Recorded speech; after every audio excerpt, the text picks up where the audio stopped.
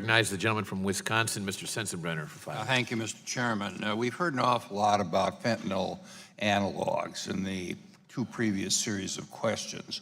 I have a bill in to schedule fentanyl analogs. Does the DEA support this legislation? So let me do it this way to keep myself out of trouble, which is we have emergency scheduled the entire class of fentanyl analogs, and we need a legislative fix to keep this and have this remain in Schedule 1. How long does the emergency schedule last? So it started in February, it'll go for 2 years, and we can extend that for 1 year.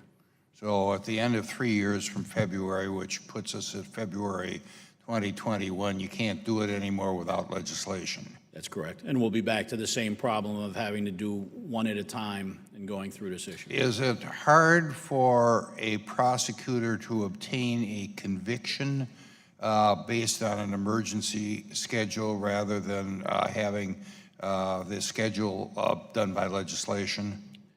I think it poses risks as we get closer and closer to that 2021 date with how prosecutors would charge their cases, because in theory they would have to charge both under the Analog Act as well as using fentanyl as a Schedule 1, because the balance would then come into, if they charge a case and it hasn't gone to trial, my understanding is that come February of 2021, if that fentanyl drops off or we haven't yet been able to do our emergency scheduling, it would be unscheduled.